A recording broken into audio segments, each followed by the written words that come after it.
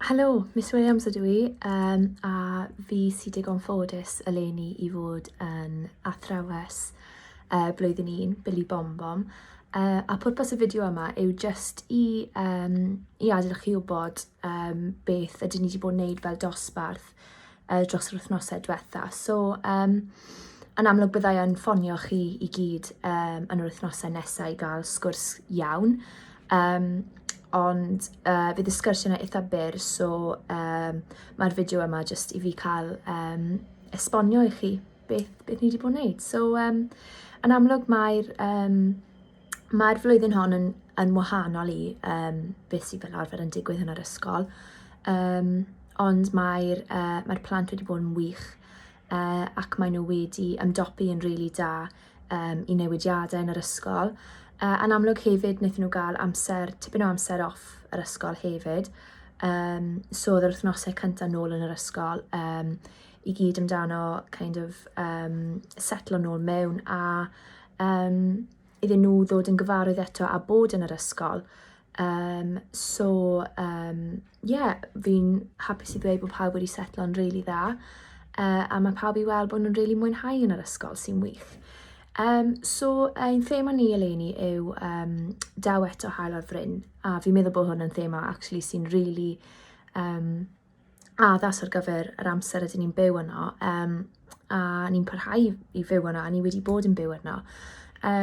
Dwi'n meddwl bod y plant wedi cael cyfle o fewn y thema hon i ymchwilio mewn i bethau ac i arbrofi sydd wedi bod yn hynod o hyfryd i weld. So, yn ein gwersi prosiect dros yr wythnosau diwetha, rydyn ni yn gyntaf wedi bod yn dysgu am y corff, rannau gwahanol o'r corff, synhwyrau a beth ydyn ni'n neud gyda rannau gwahanol o'r synhwyrau gwahanol o fewn y corff. A wedyn wnaethon ni symud mlaen i'r tywydd a'r tymhorau a y newid sydd yn mynd ymlaen o fewn y byd bob tymor. Felly ni wedi bod yn siarad amdano y tywydd. Mae'r plant nawr yn experts yn y tywydd ac maen nhw yn dod mewn bob bore ac yn dweud i fi beth mae'r tywydd fel, os ydy'n oer neu ydy'n boeth, sydd yn wych. A hefyd trafod pa tywydd dyn ni'n hoffi, pa tywydd dyn ni ddim yn hoffi, a'r tymhorau a'r newid sydd wedi bod yn ddiweddar yn y tymhorau o'r haf i'r hydref. So, ni'n hynod o ffodus i gael ardal ble mae yna goed tu allan i'r dosbarth. So mae'r plant wedi bod yn yr ardal coed yna yn edrych ar dail ac yn edrych ar y newidiadau sydd wedi bod o fewn y byd natur yn ddiweddar, sydd wedi bod yn hyfryd i weld, a bod ni'n gallu ymchwilio a bod ni'n gallu peidio bod yn ofni i fynd yn frwnt, really, wrth i ni ymchwilio tu allan. Wedyn wnaethon ni symud ymlaen i trafod sut mae'r tywydd yn effeithio ar swyddi gwahanol, doctoriaid, athrawon, ffermwyr, gyrwyr lori, a sut mae tywydd twym yn effeithio nhw, neu tywydd poeth, neu glaw, neu rew, a fel mae nhw'n ymdopi o fewn y newidiadau yna, sydd wedi bod yn rili neis bod ni'n gallu edrych i fewn i pobl arall, bod y plant yn cael cyfle i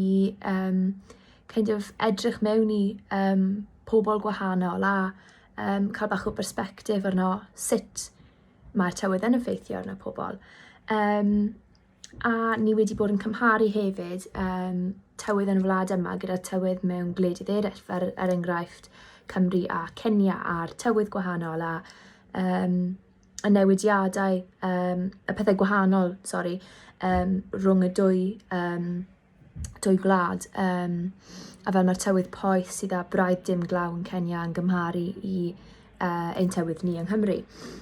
A wedyn wnaethon ni symud ymlaen i gael cwestiynau athronyddol sydd falle i weld yn rhywbeth eitha mawr i plant oed 5 neu 6 i ddelio gyda, ond maen nhw rili wedi bod yn wych, a mae wedi bod yn hyfryd i weld sut maen nhw yn yn meddwl ac yn trafod gyda'i gilydd amdano y cwestiynau pwysig mawr yma sydd wedi bod yn lyflu.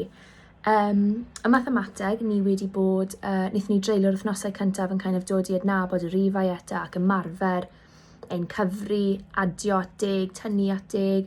Ni nawr wedi symud ymlaen i tynnu tuag at 20 a 30.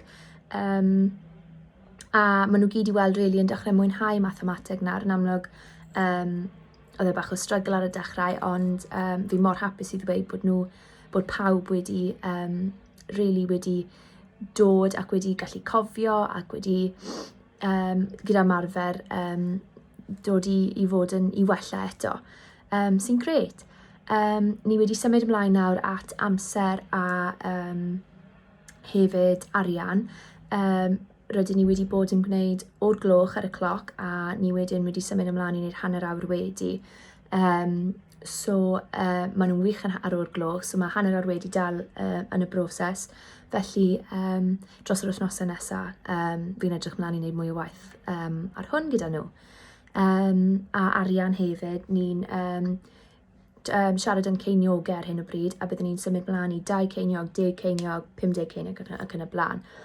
A wedyn, yn ein gwersi iaith, rydyn ni wedi bod yn gwneud lot o tric a chlic, a sut ydyn ni'n adeiladu geiriau bach, a'r synnau rydyn ni'n gwneud gyda'r geiriau yna, a symudiadau a synnau gallwn ni'n wneud i helpu ni gofio y llythrennau a'r synnau sydd gyda bob llythyren. Hefyd rydyn ni wedi bod yn siarad am ein hoff bethau a'n cas bethau, disgrifio, defnyddio ansoddeiriau i ddisgrifio ein hoff bethau a'n cas bethau, a pham ydyn ni ddim yn hoffi neu pham ydyn ni yn hoffi'r pethau yna. A maen nhw rili wedi bod yn mwynhau gwneud hwn, siarad am beth maen nhw'n hoffi a dweud wrthau pam maen nhw'n hoffi'r pethau yna. A roi nhw mewn i brawddegau yn dweud beth maen nhw'n hoffi, pam, a beth nhw ddim yn hoffi a pham. Ac yn ddiweddar mai yn amlwg noson tan gwyllt wedi bod, wnaethon ni gwneud cerddi hyfryd yn disgrifio'r synnau a'r goleuadau a beth o'n i'n gweld ar noson tan gwyllt. A roeddwn ni'n dwlu ar y cerddi yma a maen nhw nawr wedi cael mynd lan yn y wal yn ein dosbarth. Dyna beth ni wedi bod yn neud dros yr wythnosau diwetha yn fras. Ni wedi bod yn ffocysu ar lles lot hefyd, so ar bore dydd Llun ac ar prynhawn dydd Gwener, ydyn ni wedi bod yn neud lot o sesiynau lles, ble ni wedi bod yn neud celf, ni wedi bod yn tu allan eitha tipyn hefyd, just mynd mas a gweld beth ni'n gallu ffeindio a darganfod pethau gwahanol sydd wedi bod yn really lyflu, a bod y plant yn ddim poeni am trochi a ddim yn poeni am mynd i ymchwilio am bethau sydd wedi bod yn hyfryd. So fi'n gobeithio cyn hir byddai'n cael y cyfle i gwrdd â chi gyd mewn person.